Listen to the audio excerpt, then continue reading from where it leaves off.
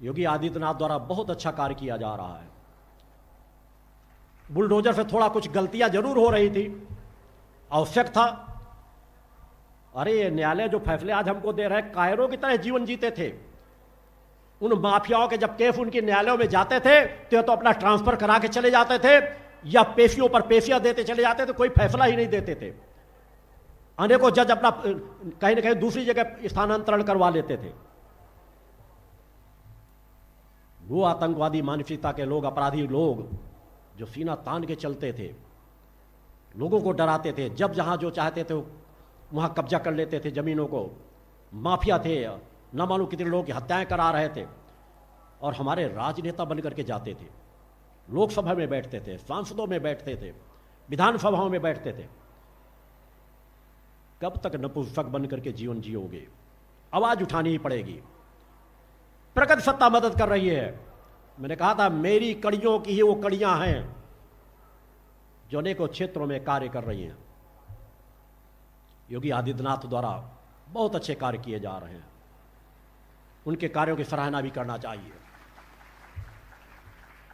जितने माफियाओं को समाप्त कर दिया, किसी दूसरे की औकात नहीं थी।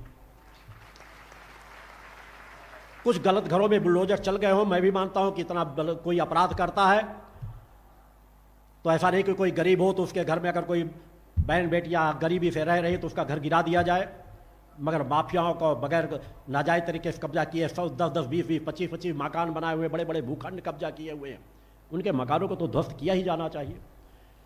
मगर ठीक है, अगर सुप्रीम कोर्ट कोई रोक लगाती है तो हमारे पास भी एक दूसरा रास्ता है। लंगड़ा अभियान चल ही रहा है उत्तर प्रदेश में कि चलो मकान नहीं गिराएंगे तो हम तुमको तो गिरा ही देंगे। हम भी जानते हैं, कोर्ट भी जानता होगा कि काउंटर नहीं है, सीधे सीधे मारी जाती हैं गोलियां। मारना भी चाहिए कि कौन सुधारेगा फिर इनको? मकान भी उनके नहीं गिरा सकते, उनको गलत तरीके से और दंड भी नहीं दे सकते, तो कम से कम पैर में तो गोली मारी देना चाहिए कि एक पैर तो नष्ट कर दो कि दोबारा अपराध करने योग्य न बचे। एक एक गैंग 500, 700 लोगों को शूटरों के गैंग बने हुए हैं। थोड़े थोड़े पैसे के लिए जब जिसको चाहते हैं मरवा देते हैं। दर्जनों नाम आप गैंगों के जानते होंगे, कौन करेगा इनका खात्मा?